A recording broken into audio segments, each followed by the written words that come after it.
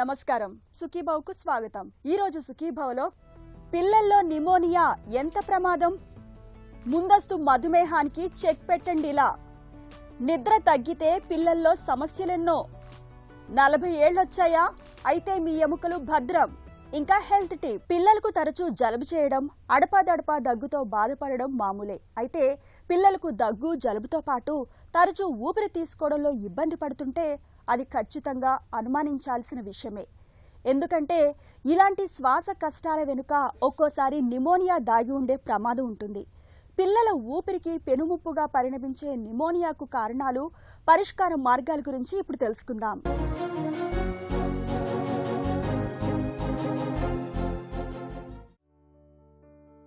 శ్వాస సమస్త ప్రాణికోటికి ప్రాణాధారం. శ్వాసక్రియ జరగకపోతే ఏ జీవికి ప్రాణం లేదు. ఈ ప్రక్రియలో ముక్కు నుంచి వెళ్లిన గాలి ఊపిరితిత్తుల్లోకి ప్రవేశిస్తుంది. అది జీవక్రియలకు అవసరమైన ఆక్సిజన్ను ఊపిరితిత్తుల చివరి భాగమైన అల్వియైలై అనే గాలి గదిలో మార్పిడి చేసి జీవక్రియల్లో విడుదలైన హానికర వ్యర్థవాయువులైన కార్బన్ డయాక్సైడ్ వంటి వాటిని అక్కడి నుంచి బయటకు తీసుకువస్తుంది. ఈ కార్యక్రమం నిత్యం జరుగుతూ ఉండటం వల్లనే ప్రాణులు జీవించగలుగుతున్నాయి. ఊపిరితిత్తులలోని అత్యంత కీలకమైన గాలి గది ఆల్వియోలై అనే భాగంలో ఈ ఆక్సిజన్, కార్బన్ డయాక్సైడ్ల మార్పిడి జరుగుతూ ఉంటుంది. ఏదైనా కారణాల వల్ల ఆల్వియోలైలో ద్రవాలు చేరితే వాయు మార్పిడి జరగక శ్వాసక్రియ సక్రమంగా సాగదు. ఈ పరిస్థితినే నిమోనియా అంటారు. వాడుకలో నెమ్ము చేసిందని, ఊపిరితిత్తుల్లో నీరు చేరిందని పిలుస్తూ ఉంటాం. పెద్దలోనే కాదు, పిల్లల్లోనూ ఈ నిమోనియా అనేది కనిపిస్తూ ఉంటుంది. న్యూమోనియా అనేది ఒక రెస్పిరేటరీ ఇన్ఫెక్షన్. ఇది మెయిన్గా ఊపిరితిత్తుల్ని ఎఫెక్ట్ చేస్తూ ఉంటుందన్నమాట. న్యూమోనియా అనేది మోస్ట్ కామన్గా కొన్ని రకాల ఇన్ఫెక్షియస్ ఆర్గానిజమ్స్ వల్ల మనకి వస్తూ ఉంటుంది. దీంట్లో కామన్గా బ్యాక్టీరియల్ కాజెస్ వచ్చి స్ట్రెప్టోకోకస్ న్యూమోనియా, హీమోఫిలస్ ఇన్ఫ్లుయెంజా, కొన్ని రకాల వైరస్ వల్ల కూడా రావచ్చు. లైక్ రెస్పిరేటరీ సిన్సిషియల్ వైరస్ వల్ల కూడా ఈ న్యూమోనియా అనేది వస్తూ ఉంటుంది. న్యూమోనియా అనేది మోస్ట్ కామన్గా ఈ ఇన్ఫెక్షియస్ ఏజెంట్స్ వల్ల వస్తుంది. కొన్ని రకాల ఈ బ్యాక్టీరియా, వైరస్, ఫంగై వల్ల వస్తుంది. పిల్లలకి పరిశుభ్రంగా లేకపోయినా, ఓవర్ క్రౌడెడ్ ప్లేసెస్లో ఉన్న, ఎక్కువగా ఎయిర్ పొల్యూషన్లో ఉన్న ప్లేసెస్లో ఉన్న, సరైన టీకాలు అవి తీసుకోకపోయినా పిల్లలకి ఈ న్యూమోనియా అనేది వస్తూ ఉంటుంది. న్యూమోనియా వచ్చినప్పుడు మనం జనరల్గా పిల్లల్లో ఫీవర్, కాఫ్, కోల్డ్, బాగా ఎక్కువగా గాలి తీసుకోవటం, డొక్కర్ లోపలికి వెళ్ళటం ఇవి చూస్తూ ఉంటాం జనరల్గా. నిమోనియా అంటే ఊపిరితిత్తుల్లో వచ్చే ఒక తీవ్రమైన ఇన్ఫెక్షన్. బ్యాక్టీరియా, వైరస్ లేదా కొన్నిసార్లు ఫంగస్ వల్ల ఊపిరితిత్తుల్లోని గాలి సంచులు ద్రవాలతో నిండిపోతాయి. దీంతో శ్వాస తీసుకోవటం పిల్లలకు కష్టంగా మారుతుంది. పిల్లల్లో నిమోనియా రావటానికి ఇమ్యూనిటీ తక్కువగా ఉండటం, సీజనల్ ఇన్ఫెక్షన్లు, దీర్ఘకాలిక జలుబు, వీడని దగ్గు, సరైన పోషణ లేకపోవటం, కాలుష్యం, పొగ వాతావరణం ఇవన్నీ కారణాలే అంటారు నిపుణులు. ముఖ్యంగా 5 ఏళ్లలోపు పిల్లలకు నిమోనియా ప్రమాదం ఎక్కువగా ఉంటుంది. నిమోనియా లక్షణాలు మొదట సాధారణ జలుబులాగానే కనిపిస్తూ ఉంటాయి. తీవ్రమైన దగ్గు వేధిస్తూ ఉంటుంది. జ్వరం తీవ్రత ఎక్కువగా ఉంటుంది. వేగంగా శ్వాస తీసుకుంటూ ఉంటారు. ఊపిరి తీసుకునేటప్పుడు శబ్దాలు వస్తూ ఉంటాయి. కొంతమంది పిల్లల్లో అలసట, నీరసం, పెదవులు లేదా గోర్లు నీలం రంగులోకి మారటం కూడా జరుగుతూ ఉంటుంది. ఈ లక్షణాలు కనిపిస్తున్నప్పుడు ఆలస్యం చేయకుండా వెంటనే డాక్టర్ను సంప్రదించాలి. మైల్డ్ అండ్ మోడరేట్ న్యూమోనియాస్లో పిల్లలు ఇందాక చెప్పినట్టు ఫీవర్, బాగా ఎక్కువగా గాలి తీసుకోవటం, కాఫ్, కోల్డ్ అలా చూస్తూ ఉంటాం. ఈ గాలి తీసుకోవటం అనేది న్యూబార్న్ పీరియడ్ అంటే అప్ టు 1 నెల వరకు నిమిషానికి 60 సార్లు కంటే ఎక్కువగా తీసుకుంటే న్యూమోనియా కింద కన్సిడర్ చేస్తాము. అలాగే నెల నుంచి సంవత్సరం వరకు నిమిషానికి 50 సార్లు కంటే ఎక్కువ తీసుకున్నా, సంవత్సరం దాటిక 40 సార్లు కన్నా ఎక్కువ తీసుకుంటే న్యూమోనియాని కన్సిడర్ చేస్తాం. Investigations simple blood test, chest ఎక్స్రేతో మనం డయాగ్నోస్ చేయొచ్చు. పిల్లల్లో నిమోనియా ప్రమాదకరం కావటానికి ప్రధాన కారణం ప్రాణవాయువు తగినంత అందకపోవటమే. నిమోనియా బారిన పడ్డ పిల్లలకు సకాలంలో చికిత్స అందకపోతే శ్వాసకోశ సమస్యలు, రక్తంలో ఆక్సిజన్ తగ్గటం, తీవ్ర పరిస్థితుల్లో ఐసీయూ అవసరం కూడా రావచ్చు. నిమోనియాను గుర్తించడానికి డాక్టర్ మొదట పిల్లల శ్వాసను పరిశీలిస్తారు. అవసరమైతే ఛాతీ ఎక్స్రే, రక్త పరీక్షలు, ఆక్సిజన్ స్థాయిలు తెలిపే పరీక్షలు చేస్తారు. కొన్ని సందర్భాల్లో ఇన్ఫెక్షన్ ఏ కారణంగా వచ్చిందో తెలుసుకోవటానికి ప్రత్యేకమైన పరీక్షలు కూడా అవసరమవుతాయి. ఆ తర్వాత కారణాన్ని బట్టి నిమోనియాకు చికిత్స చేస్తారు. బ్యాక్టీరియా వల్ల వస్తే యాంటీబయాటిక్స్, వైరస్ వల్ల అయితే సపోర్టివ్ చికిత్సను అందిస్తారు.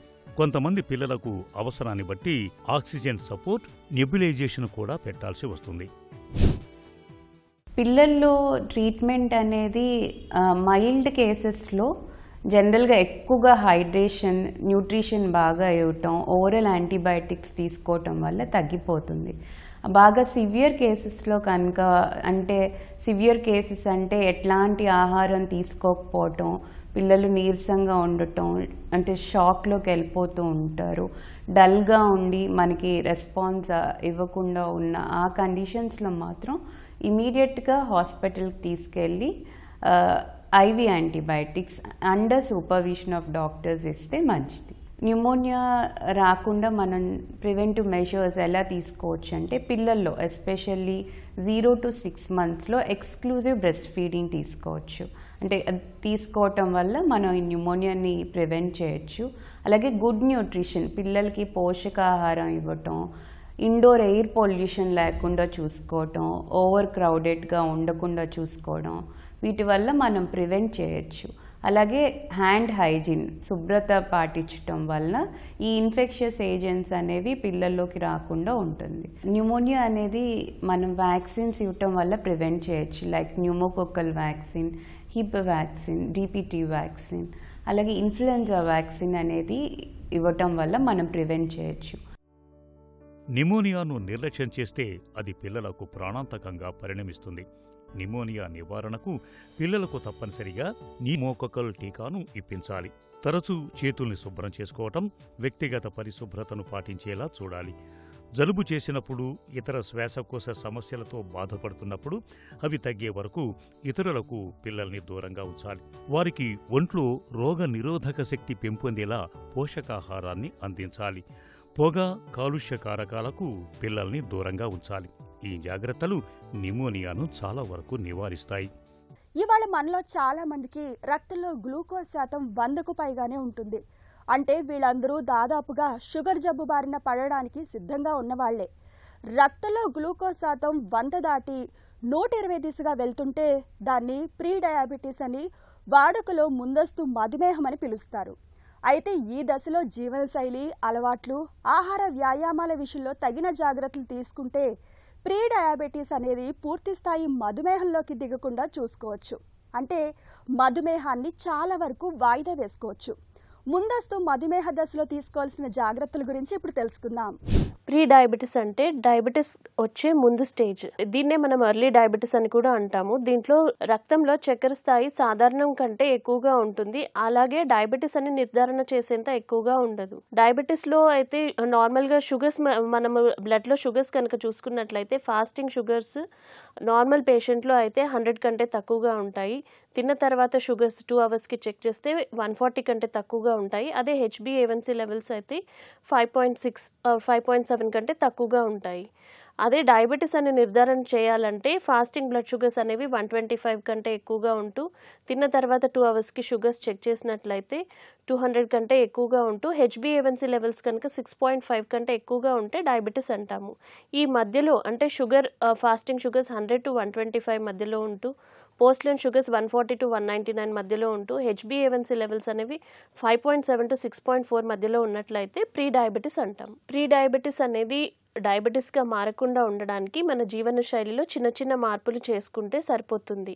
ఫస్ట్ మన ఆహారపు నియంత్రణ అనేది చాలా ఇంపార్టెంట్. అంటే మన డైట్లో కార్బోహైడ్రేట్ పోర్షన్ని తగ్గిస్తూ ఫైబర్ అండ్ ప్రోటీన్ కంటెంట్ని పెంచుకోవాలి.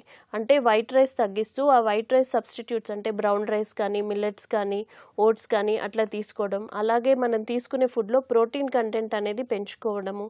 అలాగే ఫైబర్ కంటెంట్ అంటే ఈ చిరుధాన్యాలు, స్ప్రౌట్స్ లేదంటే ఈ ఫ్రెష్ వెజిటబుల్స్ ఇలాంటి వాటిలో ఫైబర్ కంటెంట్ అనేది ఎక్కువగా ఉంటుంది. దీన్ని తీసుకుంటూ ఉన్నట్లయితే కార్బోహైడ్రేట్ కంటెంట్ అనేది తగ్గించుకున్నట్లయితే బ్యాలెన్స్డ్ డైట్ అనేది మెయింటైన్ అవుతుంది. అలాగే యాడెడ్ షుగర్స్ని లిమిట్ చేయాలి. అలాగే శారీరక వ్యాయామం అనేది చాలా ముఖ్యం. అంటే వారానికి minimum 150 minutes of physical activity అనేది అవసరం. అంటే డైలీ మినిమం 30 మినిట్స్ వ్యాయామం అనేది ఉండాలి. దీనితో పాటు ఒత్తిడి నియంత్రించడానికి యోగా కానీ మెడిటేషన్ కానీ చేయడము.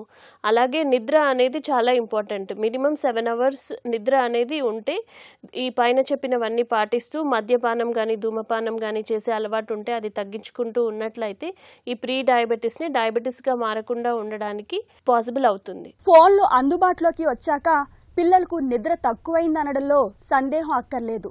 రాత్రి పొద్దుపోయే వరకు ఫోన్ తెరలకు కళ్ళప్పగించేస్తుంటారు. తల్లిదండ్రులు 1-2 సార్లు కోప్పడితే గాని నిద్రకు ఉపక్రమించరు. పిల్లలకు చాలినంత నిద్ర లేకపోవడం వల్ల ఆ ప్రభావం వారి ఆరోగ్యంపై తీవ్రంగా ఉంటుంది. ముఖ్యంగా పిల్లల ఎదుగుదలకు ఉపకరించే గ్రోత్ హార్మోన్ తగినంత ఉత్పత్తి కాదు. దీంతో శారీరక ఎదుగుదల మందగిస్తుంది. మానసిక వికాసం కూడా కుంటుపడే అవకాశం ఉంటుందని హెచ్చరిస్తున్నారు డాక్టర్లు. నిద్ర తగ్గితే పిల్లల్లో ఎదురయ్యే సమస్యలు ఎలా ఉంటాయో ఇప్పుడు తెలుసుకుందాం.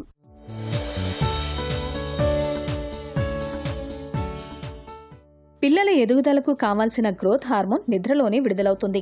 బాగా నిద్రపోయే పిల్లల్లో రోగ నిరోధక వ్యవస్థ బలోపేతమవుతుంది. మెదడు ఎదుగుదల బాగుంటుంది. పిల్లలు పగలు చదువుకున్నదంతా మెదడులో నిల్వ అయ్యేది కూడా రాత్రివేళలోనే. తగినంత సమయం సరిగా నిద్రపోకపోవడం వల్ల అనేక ఆరోగ్య సమస్యలు వస్తుంటాయి. పిల్లలకు నిద్ర చాలకపోవడానికి, నిద్రలేమికి చాలా కారణాలే కనిపిస్తాయి. ముఖ్యంగా రాత్రి పొద్దుపోయేదాకా ఫోన్లలో, కంప్యూటర్లలో, ల్యాప్టాప్లలో వీడియోలు చూస్తూ గడపడం వల్ల చాలినంత నిద్రుండదు. ఇక క్రమశిక్షణ రాహిత్య జీవనశైలి, రాత్రి ఆలస్యంగా భోజనం చేయడం, అర్ధరాత్రి దాటే వరకు చదువుతూ ఉండడం వంటివి నిద్రాభంగం కలిగించేవే అంటారు నిపుణులు.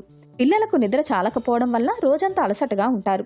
నిద్రలేమి మూలంగా పిల్లల శరీరంలో సహజ రక్షణ వ్యవస్థ ఇన్ఫెక్షన్లకు వ్యతిరేకంగా పనిచేయలేని పరిస్థితి ఎదురవుతుంది.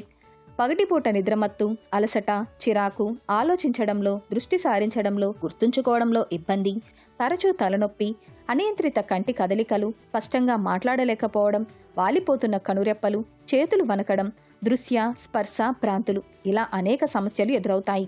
ఊబకాయం, మధుమేహం, అధిక రక్తపోటు, అధిక కొలెస్ట్రాల్, స్ట్రోక్ వచ్చే అవకాశముందని అనేక అధ్యయనాల్లో తేలింది. ఈ నేపథ్యంలో పిల్లలు చాలినంత నిద్రపోయేలా తల్లిదండ్రులు జాగ్రత్తలు తీసుకోవాలి. రాత్రిపూట నిద్రకు ఉపక్రమించేందుకు కనీసం గంట ముందే పిల్లలకు ఫోన్, ల్యాప్టాప్లను దూరం చేయాలి. నిద్ర బాగా పట్టేందుకు శరీరంలో మెలటోనిన్ అనే హార్మోన్ విడుదలవుతుంటుంది. వెలుతురు ఎక్కువగా ఉంటే ఈ హార్మోన్ విడుదల తగ్గుతుంది. కాబట్టి రాత్రిలో లైట్ తక్కువగా ఉండేలా చూడాలి. రాత్రి 7-8 గంటల పాటు నిద్రపోవడం వల్ల శరీరం డీహైడ్రేట్ అవుతుంటుంది. కాబట్టి ఉదయం నిద్ర లేవగానే పిల్లలకు మంచినీరు తాగించాలి. క్యారెట్ లాంటి కూరగాయలు, పండ్లను తరచుగా అందిస్తుండాలి. రోజూ కాసేపైనా వ్యాయామం చేసేలా చూడాలి. నిద్రలేమి సమస్యగా మారితే వైద్యులను సంప్రదించాలి. వయసులో ఉన్నప్పుడు మన ఒంట్లో ఎముకలు ఉక్కు కడ్డీలను తలపిస్తుంటాయి. అయితే వయసు పైబడుతున్న కొద్దీ ఎముకల్లో బలం కూడా తగ్గుతూ వస్తుంది. 40 ఏళ్ళు వచ్చేసరికి చాలా మందిలో ఎముకల బలహీనత కనిపిస్తుంటుంది. చాలినంత శ్రమ లేకపోవడం, ఒంటికి ఎండపొడ తగలకపోవడం, సరైన ఆహారపు అలవాట్లను పాటించకపోవడం, విటమిన్ డి లోపం ఇవన్నీ ఎముక పుష్టిని దెబ్బతీస్తుంటాయి. అయితే ఇలాంటప్పుడు జీవనశైలి, ఆహార వ్యాయామాల విషయంలో తగిన జాగ్రత్తలు తీసుకుంటే ఎముకల్లో బలాన్ని పెంచుకోవచ్చని చెబుతారు నిపుణులు. 40 ఏళ్లలో ఎముక పుష్టి కోసం తీసుకోవాల్సిన జాగ్రత్తల గురించి డాక్టర్ని అడిగి ఇప్పుడు తెలుసుకుందాం.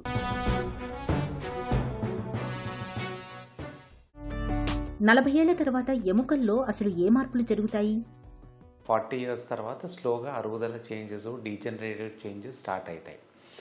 మనకి ఎముకల్లోనూ జాయింట్స్లోనూ 2 వేరే వేరే చేంజెస్ వస్తాయి. మనకు జాయింట్స్ లెటర్సే మోకాల్ జాయింట్ ఉండొచ్చు, హిప్ జాయింట్ ఉండొచ్చు, అవి బోన్ కాదు, జాయింట్లో అరుగుదల చేంజెస్ స్టార్ట్ అవుతాయి ఎర్లీ స్టేజెస్. కొంచెం నొప్పులు రావచ్చు, మెట్లెక్క దిగేటప్పుడు నొప్పులు ఉండొచ్చు, మెడ నొప్పి రావచ్చు, నడుము నొప్పి రావచ్చు. ఇవన్నీ బోన్స్లో అరుగుదల changes and wear and tear spondylitic changes అని మనం కామన్ వర్డ్స్లో వాడే దాంట్లో నీలవనం అనేది ఎర్లీ ఆర్థరైటిస్ గురించి. ఇది కాక ఇది జాయింట్స్లో. సో నెక్స్ట్ మనకు చేంజెస్, మామూలుగా మనకి ఏమీ తెలియని చేంజెస్ ఏమంటే 40 ఇయర్స్ తర్వాత బోన్స్ ఆల్సో వీకనింగ్ అయ్యేది స్టార్ట్ అవుతాయి. సో మన చిన్నప్పటి నుంచి మన బోన్ పెరిగే కొద్దీ, ఏజ్ పెరిగే కొద్దీ మన హైట్, వెయిట్ అన్నీ, హైట్ పర్టికులర్ నాట్ వెయిట్, మనకు 18 years వరకు హైట్ గ్రోత్ ఉంటుంది. బోన్ మాస్ ఆల్సో పెరుగుతూనే ఉంటుంది along with the height. But even after 20-25 మన ఎక్సర్సైజెస్ చేసే బట్టి up till the age of 40 వరకు పీక్ బోన్ మాస్ ఉంటుంది. 40 years ఏజ్ తర్వాత స్లోగా ఈ కాల్షియంలోనూ బోన్ స్ట్రెంత్ ఉండేది స్లోగా తగ్గుతూ పోతుంది. లేడీస్కి పర్టికులర్లీ మెనోపాజ్ అయిన తర్వాత, పీరియడ్స్ ఆగిపోయిన తర్వాత, ఆర్ మనకు ఎర్లీగానే హిస్టెక్టమీ, ఓవరీస్ తీసిన తర్వాత ఈ calcium loss from peak bone mass చాలా తొందరగా తగ్గుతూ పోతుంటుంది. సో ఇవి తగ్గే కొద్దీ వాళ్ళకి 50-60 తర్వాత వాళ్ళు calcium diet, exercise, not calcium డైట్లో చేసుకోవాలి. అవన్నీ చేయకపోతే ఏజ్తో పాటు ఆస్టియోపోరోసిస్ ఎర్లీగా సెటిల్ అవుతుంది. ఇంట్లోనే ఎక్కువ సమయం గడిపే వాళ్లకు ఎముకల సమస్యలు ఎందుకు ఎక్కువ? బోన్ స్ట్రాంగ్ ఉండాలా, హెల్తీగా ఉండాలంటే రోజు బ్రిస్క్ వాకింగ్ ఉండాలా, రోజు కొంతమంది యంగర్ ఏజ్లో రన్నింగ్ చేసుకోవచ్చు, అన్నీ చేసుకోవచ్చు. పీక్ బోన్ మాస్ బాగుండాలంటే చిన్న వయసు నుంచి మనకు ఎక్సర్సైజ్ ఉండాలా. పిల్లలు ఓన్లీ ఇంట్లో ఉండి వీడియో గేమ్స్ ఆడేది కాదు, బయట పోయి స్పోర్ట్స్ ఆడాలా, వాళ్ళ న్యూట్రిషన్లో అడిక్వేట్ కాల్షియం డైట్లో ఉండాలా. ఇవన్నీ ఉంటే వాళ్ళ పీక్ బోన్ మాస్ బాగుంటుంది. ఇంట్లో ఉండే వాళ్ళకి main negative thing is vitamin D అండి. సో మనకు 70% విటమిన్ డి మనకు వచ్చేది మన ఎండ సన్లైట్ ఎక్స్పోజర్తో స్కిన్ నుంచి అబ్జార్ప్షన్ వస్తుంది, కొంచెం డైట్లో ఉంటుంది. Diet is a very small component. So ఇంట్లో ఉండే వాళ్ళకి కానీ మనం రికమెండ్ ఏం చేసేదంటే between 9 to 4 in the mornings, 9 AM to 4 PM వరకు weekly at least 5 days for 20 to 25 minutes ఎండలో సన్లైట్ ఎక్స్పోజర్ ఉండాలి మనకు. సో అది very important for keeping the vitamin D levels normal. అది తక్కువ ఉన్నప్పుడు మనం సప్లిమెంట్స్ వేసుకోవచ్చు. సో విటమిన్ డి తక్కువ ఉంటే మనం ఓరల్గా కాల్షియం తీసుకునేది ఆల్సో అబ్జార్ప్షన్ తక్కువ ఉంటుంది.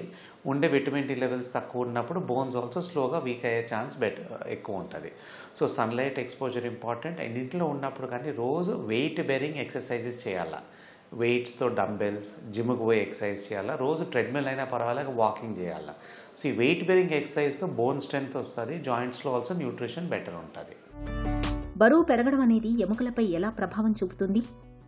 మనకు బరువు పెరిగే కొద్దీ ఎనీ యాక్టివిటీ, ఎనీ బాడీ పార్ట్లో లోడ్ ఎక్కువ అవుతుంది. From the ankles to the hips to the knee. The only joint మనకు వెయిట్తో సంబంధం లేనిది అది upper limb joints. Shoulder joints, elbow joints, finger జాయింట్స్కి వెయిట్తో పెద్ద సంబంధం లేదు. బట్ వెయిట్ ఎక్కువ ఉండే వాళ్ళకి నడుములో ప్రాబ్లమ్స్ వస్తాయి, హిప్స్లో ప్రాబ్లమ్స్ వస్తాయి, నీస్లో ప్రాబ్లమ్ వస్తాయి. బికాజ్ మన బాడీ వెయిట్ అంతా పడుతుంది. మన బాడీ వెయిట్ ఎక్కువ ఉన్నప్పుడు మనం కూర్చున్నప్పుడు ఆ లోడ్ అంతా మన లోవర్ స్పైన్లో పడుతుంటుంది. సో ఆ లోడ్ నడుము మీద వేరెంటైర్ ఎక్కువ ఉంటుంది, నడుము మీద స్ట్రెయిన్ ఎక్కువ అవుతుంటుంది. అది కాక వెయిట్ పెరిగే కొద్దీ నడుము మసిల్స్ ఆర్ బ్యాలెన్స్ బిట్వీన్ నడుమే back muscles and abdominal muscles. పొట్ట ఎక్కువ ముందరకు వచ్చి వెయిట్ ఎక్కువ అయినప్పుడు నడుము మీద లోడ్ ఎక్కువ పడుతుంది, బ్యాక్ పెయిన్ ఎక్కువ వస్తుంది. ఇట్లా ఓవర్ వెయిట్ ఉన్న వాళ్ళకి నార్మల్గానే జాయింట్స్ మీద లోడ్ ఎక్కువ పడి అరుగుదల ఆల్సో తొందరగా అయ్యే ఛాన్స్ ఉంటుంది. సో వాళ్ళు వెయిట్ మెయింటైన్ చేసేది, యాడిక్వేట్ ఎక్సర్సైజ్ చేసేది చాలా important for hour bone health and for joint health. కూర్చునే భంగిమలు సరిగ్గా లేకపోయినా ఎముకల సమస్యలు పెరుగుతాయా? మనకు నడుము నొప్పి, మెడ నొప్పి, upper back pain, most of these back pains are all 99% related to posture అండి. నౌ నేను కంటిన్యూస్గా సెల్ ఫోన్ ఇట్లనే కూర్చోండి 2 గంటలు చూస్తున్నాను, మెడ పట్టకపోతుంది. మనం ఏమైనా రాసేటప్పుడు కానీ మెడ కింద ఉంటుంది, బెండ్ చేస్తుంటాం. సో ద హోల్ డే మన యాక్టివిటీస్ అన్నీ చేసేటివి మెడ ఫార్వర్డ్ పెట్టేటివే చేస్తాం, మెడ వెనకాలకు పెట్టేటివి ఏమీ యాక్టివిటీస్ ఉండవు. సో ఈ మూలంగా మన నెక్ పోస్చర్ ఎప్పుడు మనం స్ట్రైట్ ఉండేది. నార్మలీ ఆ neck, year and shoulder should be at 1 level, neck straight ఉండాలి. ఆ పోస్చర్ బ్యాడ్ ఉన్నప్పుడు నెక్ మీద స్పాండిలైటిక్ చేంజెస్, అప్పర్ బ్యాక్ మీద మసిల్స్ వీక్ అయ్యి పెయిన్ చాలా వస్తుంది. సో నెక్ పోస్చర్ మెయింటైన్ చేసుకోవాలా, back exercises, neck exercises, yoga exercises, general body stretches చేస్తే చాలా మంచిది. The same thing in the lower back also. కూర్చుంటే పోస్చర్ ఇంపార్టెంట్.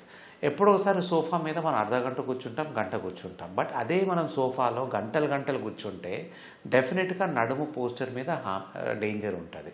కూర్చున్నప్పుడు స్ట్రైట్ ఉండాలా, నడుము మీద బ్యాక్ సపోర్ట్ ఉండాలా. And every ½ an hour 1 hour మనం చైర్ నుంచి లేచి తిరిగి పోస్చర్ కొంచెం నడుస్తూ వచ్చి మళ్ళీ కూర్చోవచ్చు. ఎముకల బలం కోసం ఎలాంటి ఆహార నియమాలు పాటించాలి? మనకు మోస్ట్ ఆఫెన్ మనం చేసేది మన డైటరీ రొటీన్లో we are not concentrating on protein intake so much. So మన Indian diet is more of carbohydrate ఎక్కువ ఉంటుంది. సో దాంతో వెయిట్ ఎక్కువ పెరుగుతున్నారు అందరూ, అండ్ యాక్టివిటీ ఆల్సో తక్కువ అయ్యే కొద్దీ. So most important for bone health is to have adequate calcium in the diet. So natural sources of calcium, green leafy vegetables ఉండొచ్చు, ఫిష్ ఉండొచ్చు, పన్నీర్ ఉండొచ్చు, కర్డ్స్ ఉండొచ్చు, మిల్క్ ప్రోడక్ట్స్ ఉండొచ్చు, ఇవన్నీ చీజ్ ఇవన్నీ తీసుకోవాలి అడిక్వేట్గా. బట్ కాల్షియం అలోన్ మనకేం హెల్ప్ రాదు. కాల్షియం ఓన్లీ తీసుకొని కాల్షియం సప్లిమెంట్స్ చేసుకొని మిగతా 2 పాయింట్స్ మనం చేయకపోతే it is a waste of time. So calcium డైట్లో అడిక్వేట్ ఉండాలి. But the most important is exercise for bone health. మన బోన్ లోడ్ అయితే, లోడింగ్ అంటే when you do running, when you do walking, when you do dumbbell training, weight training, ఆ weights activity చేసినప్పుడు bone మీద load పడుతుంది. Bone మీద load పడినప్పుడు it becomes further stronger. So along with adequate calcium diet, adequate vitamin D మన sunlight exposure నుంచి bone మీద load చేయాలి మనం. So muscle strengthening exercises, walking, weight training అవన్నీ చాలా ఇంపార్టెంట్. అండ్ మన డయట్లో ప్రోటీన్ ఆల్సో అడిక్వేట్ ఉండాలి.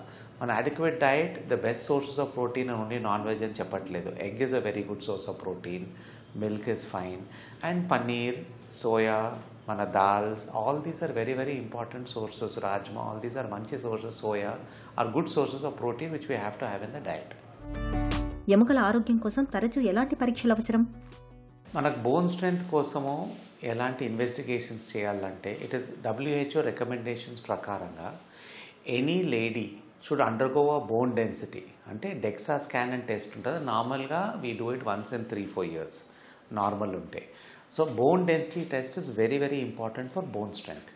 ఆ టెస్ట్ మనము అట్లీస్ట్ లేడీస్కి 60 years తర్వాత చేయాలా, మెన్కి ఆఫ్టర్ 70 తర్వాత చేయవచ్చు, 65-70 వరకు. నా supposing a lady has had early menopause, hysterectomy, ovaries అన్నీ మనకు 30 సంవత్సరాల వయసులోనే తీసేసినారనుకో, అప్పుడు వాళ్ళకి 50 yearsకే చేయాల్సి వస్తుంది బోన్ డెన్సిటీ.